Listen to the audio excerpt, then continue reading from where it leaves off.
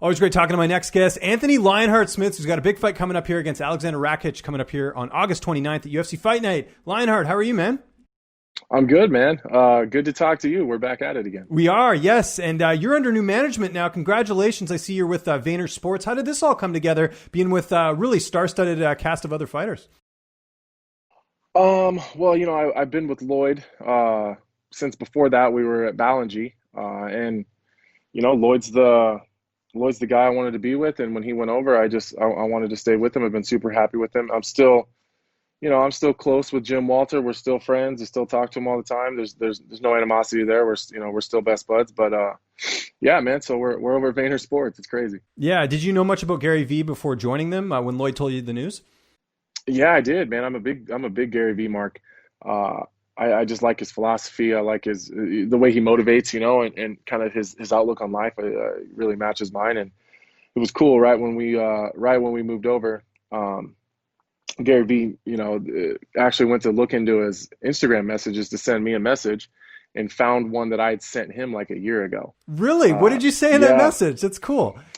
I don't even remember exactly what it said, but it was along the lines of just, that I just appreciated his message, and I think I was asking about advice on something, so, he apologized that he missed it. And it was cool, man. We had like a cool little Zoom meeting with him and his brother, and trying to get my own podcast launched, and Gary Vee's he's the social media wizard, and when it comes to marketing and getting yourself out there, he's the best at it, so I kind of got the best of both worlds. I got the MMA side with Lloyd and his team that I love so much, and now I got the other side of it to kind of start setting up that second act later on in my life. Awesome. Well, that's great to hear. Glad to see you part of that team. Let's talk about quickly your last fight with Glover Teixeira. What did you learn the most from that one? A really tough fight, but obviously, you learned the most from a loss more than a win. For sure. There's a lot of things I took from that fight. I did start fast. I think I doubled my output. If you take the round in my career that I had the most output, I doubled it in the first round, and I also doubled it in the second round. That was my plan going in, anyways. I'm not going to make any excuses. He beat me fair and square, and it is what it is. But I think that we can all agree that's not the Anthony Smith that we're all used to seeing. But at the end of the day, that's how this game goes, man. Glover beat me fair and square. I'm happy for him. If I was going to lose to someone, I'm glad it was him. If he was going to be the guy that beat me that night, I'm glad that it was Glover Teixeira. You can't get a better guy. I'm looking forward to seeing him and another guy that I respect a lot, Thiago Santos, another guy that I get along with great, that I have the utmost respect for. I think the three of us kind of we don't fit the mold. You can be a bloodthirsty savage and be a nice guy. Exactly. Good point. Yeah, that's true. And you don't have to be one or the other. I think you can be both. When me and Thiago see each other, it's embraces and hugs and how are you, and how's your wife, and how's what I mean. It's checking on each other. But if we were to have that door shut behind us one more time, I think we all know what would happen. So, it is what it is, man. And I'm in a much better place than I was then, and I'm happy. Life is good. Training camp was phenomenal. I still got about a week left of hard camp, and man, I'm healthy, man. I feel good. Nothing's banged up. I'm in a good place mentally. I tend to perform better coming off of a loss. So unfortunately for Aleksandar Rakic, that's his duty. Yeah, man, it's just, COVID days, you know what I mean? It's a crazy world. It's a crazy world, man. It certainly is. Was this the right amount of time off in between fights? Did you want to get right back in there after the last one? Like, was it's too much. Yeah. It's too much. Think so? You would have gotten in there sooner. Too much. Yeah. I would have gotten in there sooner. I think historically I do better when I'm running out there a bunch, when I'm super active. I was off for like 13 months going into that Glover fight, and I don't do well with long breaks. I don't like long breaks. My life falls apart. You know what I mean? I just don't. My mind falls apart. I just don't do well when I don't have a goal. And I wanted to get right back in there, and I would have fought sooner had I been given the opportunity. Rakic, dangerous guy. Obviously, we've seen his last couple fights, especially. How do you feel like you match up against him in this fight? I don't know. I really don't know. I haven't watched him fight. Yeah, that's your coaches, right? They sort of take the tape and you sort of go on autopilot. Yeah. Yeah, I just do my thing, man. They just tell me what to do and I do it. Obviously, I have seen him fight, but I've never broken him down. I've never watched this film beginning to end. I've never watched an Aleksandar Rakic fight beginning to end. Obviously, he was on the Sweden card when I fought Gustafsson, so I do remember the knockout, but I don't remember the setup to it. You know what I mean? I do remember the pretty vicious knockout, but I do know he's dangerous. Like the danger factor is high, and that gets me like really excited. Like that gives me that real warm feeling in my stomach. I don't know why I really, really like it. Like when I fought, like Hector Lombard, that's how I feel. Like I love those guys that are just so dangerous, and I don't know why. I don't know if I just been doing this for a long time, so I get that added motivation of the danger factor. But I just really been focused on me. I just been kind of picking up where we left off when the shutdown happened, and I had to kind of move everything back to Omaha. We picked right back up in Denver, where we kind of left off there, and just added new tools. And I'm more excited to go play with my toys. I got like these new toys that I haven't ever used in a fight before, and a couple new approaches, some new setups, a couple new shots, a couple, you know what I mean? Like just different ways to get to things, some better footwork. Like in the Glover fight, I was really working on my jab, so like we kind of built off of that. So I just got this new shit that I want to do to someone that doesn't know it's coming. Because like when you're in the gym, we kind of work on things collectively as a team, but then I also do things privately, personally with my coach. But then once you do it a bunch of times to your teammates, they start to pick up on it. So I'm like excited to do all this new shit on someone that has no idea that it's coming. What's the morale like right now at Factory X, especially with a guy that I know you've trained with for years, and now he's finally back in the UFC, Dustin Jacoby? You must have been thrilled to see him get that win on Contender Series. Dustin Jacoby made me want to cry, man. He made me want to cry just watching it, because I've been there. Like I know what it feels like. It's a long road, and the morale at the gym is so high. We got these new kids coming in, like these Yusuf Zalal, Royval got his nice win over Tim Elliott. Yeah. Like it's great. Well, now we got some bigger guys coming in. So like before, we get these up and comers and these young kids that are just hungry as shit, and they just want to eat, But now we got these big guys coming in. So I got like Cody Brundage. That's right. Yeah, who's going to be a dad, by the way. Congratulations to him. I saw that. Yeah. So I've been spending a lot of time. With Cody, actually. I don't know what it is about that kid, but sometimes you just find yourself drawn to someone and you just really want to help him, and it's his mentality when it comes to training. It's how he approaches the game. It's how bad he just yearns for knowledge, So I guess I've kind of taken him under my wing a little bit, and I just do everything I can to help him. But on the other side of it, the kid's a hammer. He's tough. His wrestling is phenomenal. His pressure, his pace. He's strong. He's a big goddamn dude. And so we kind of just been grinding through this camp together. So I fight Saturday the 29th, and then I'll stay and I'll corner Cody in the Contender Series on Tuesday.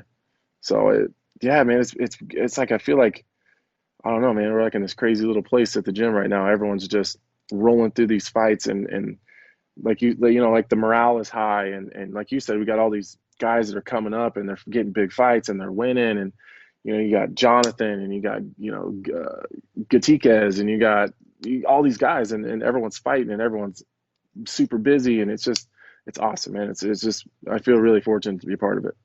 Weight cut's going well, I assume, heading into this fight? Yeah. My weight's low. I woke up, I'm a little heavier.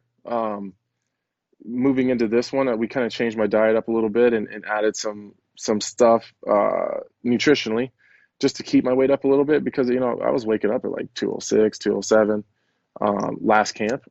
So I'm like, well, I don't know, I'm waking up at 214, 215. I'm like going to bed just under 220. So it's I think a couple extra pounds has made me a little rougher in some of those clinch situations. A little bit added strength, and a little bit of a diet shift at the end, and I'll get right down there. I'll be surprised if I have to sit in the sauna. How's this fight playing out on August 29th? I don't know. Honestly, I don't know. If I'm being very honest with you, I'm not really concerning myself with that. I'm not too concerned. Okay, I'm more concerned with what happens between the first bell and the last bell. I'm not real concerned with what happens after that. Uh, it's very similar to the Gustafsson fight. I didn't I didn't go to Sweden to win. That wasn't my goal. I was really not worried about that. Uh, I was more worried about getting that bad feeling out of my stomach and that bad taste in my mouth, getting rid of those things and performing and making myself proud. I know that sounds really cliche and really lame, but uh, it's kind of always been about that. It's always been about how do I feel about myself. Um, we can dig deep into the weeds and get into my past and my upbringing and whatever that reason may be that I've always been so concerned with making myself proud and how I feel about myself. Uh, because that wasn't always so good. You know what I mean? And so the most important thing to me is how do I feel about me? Uh, and to be very honest with you, I was heartbroken after the Glover loss, but my pride was intact, and that mattered a lot to me. Like I gave everything I had to give at that time. It's not everything I had to offer, but at that moment, I gave everything I had in that fight, and I was proud of that. The loss sucked. I was heartbroken, and it still bothers me. Uh, so I'm going into this next fight uh, wanting to make myself feel good about myself, and that's really it. So if I go in there and I do everything that I want that I can in my power, and I perform the way that I know that I can, and I don't win, eh, fuck it. It's about what happens in between those bells, not what happens afterwards. And I know that sounds corny as shit, but No, that's I really like it, the man. honesty, man. I mean that's what we're here for, right? So I mean, if this is what you're feeling and how you're looking at this, I think that's a great way to sort of assess the situation at hand, as opposed to going out there and saying, you know what, I'm gonna knock this guy out in 36 seconds. I'm confident or whatever, but you're being honest, man. I like it. Yeah, So like I mean, I yeah, might, no, I no, might for go out sure, there and yeah, sleep him at the beginning. I might, who knows? yeah. I don't know. Uh, That's what's so great I about know the what fights, my, right? Anything can yeah, happen. like I know what I want to do. I know what my game plan is. I know that what we work so hard on. I know that my conditioning uh, is on point, better than it's been maybe ever. It's I'm sharp. I feel really good. I'm hitting hard. My pace is high. My output is good. It's 3 rounds. It's the first time I had fought 3 rounds in like 6 fights. So I feel really good. And like, of course, if you ask me, do I think I'm going to win? Absolutely, I do. But is that my focus? It's not at all. So I haven't even thought about like how the fight's going to go as far as who's going to win, who's going to lose, who do I fight afterwards, where would that put me in the rankings? Like, I just don't give a shit. It doesn't matter. I want to go in there and I want to fight, and I feel like I've never fought to my potential ever. Not one time have I ever come out of it and been like, that's about as good as you could be. I've never felt like that. Never one time. Uh, so when I'm in the gym, I'm in there with super high level guys. I mean, most of my training partners, like super high level guys. Like I'm in there toe to toe with Dustin Jacoby, day in, day out, and I'm right there. You know what I mean? How many glory tournaments has that guy won? Like I'm slick and I'm sneaky and I got power and I'm fast, and then when sometimes I fight, it's like I'm not even fighting anywhere close to my potential. So that's my goal. I need to get as close to that as I possibly can, and that's it. As corny and as long of a ramble as that was, that's the goal, man. I imagine you want to get another fight in this year. Is that sort of the plan? Even not looking past Rakic here, but is that sort of your idea? Yeah, I'd like to go to Fight Island. Oh yeah, Uh, that would be I fun.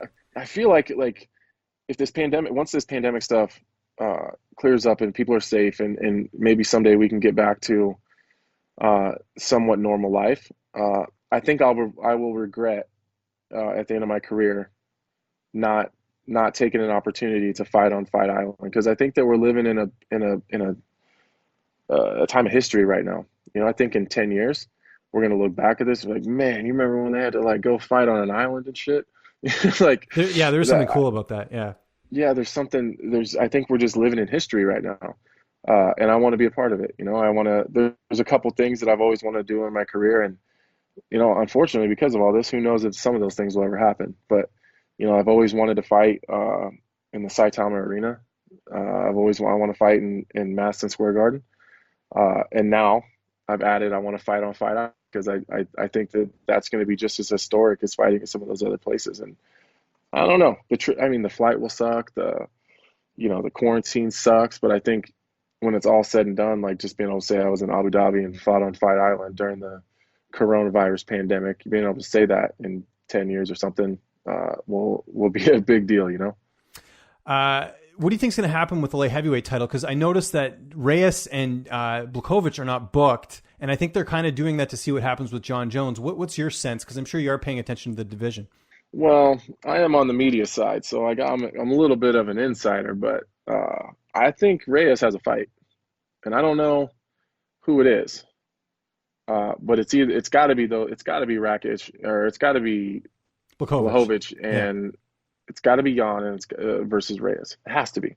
I don't know who else Reyes would fight, and it's not John Jones, right? So Dana White's made that very clear that it's not John Jones. So, but Reyes is in camp right now. So, okay, there you go. Breaking news. There we go. I love it. Breaking news. It's not that hard to break, honestly. He's in Colorado training right now. So, and I've been in Colorado. People talk, so. Gotcha. The word's up there. Okay, well, that's good. Some breaking news here. I love it. Tell me off air, you have a dog that is like a watchdog. Well, how did that? Tell me how you even acquired a dog like that, and obviously it's because of the break-in.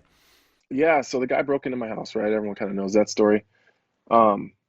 And this guy reached out from Connecticut to me and my coaches and said, "Hey, like I'm a big fan of Anthony. I love the sport. He's a huge MMA fan. He's from Connecticut and wanted to offer his services. And that's what he does. He trains personal protection dogs. He trains canine dogs for the police, for military." Police or dogs that work at government buildings and stuff like that. So he reached out and wanted to, and kind of offer me kind of what he offers other people. And, we liked it, so I have a year and a half old Belgian Malinois, and he's been living with Carlos now for 4 months. He's been living in Carlos's home with his own personal dogs and Carlos's baby and his wife, and he's got him finished. So I flew them both in here today. So yeah, man, it's what my family needed. I think it's going to be a nice comfort for my kids when I'm away at training camp, and my wife. And this dog's amazing, dude. He's I'm going to start putting some videos out of him on Instagram, so you guys can look out for that. But he's amazing, man. Already, he's been here one day, and he's already figuring out kind of who's in his pack, and he's already starting to bond. And it's crazy how smart dogs are. It's crazy.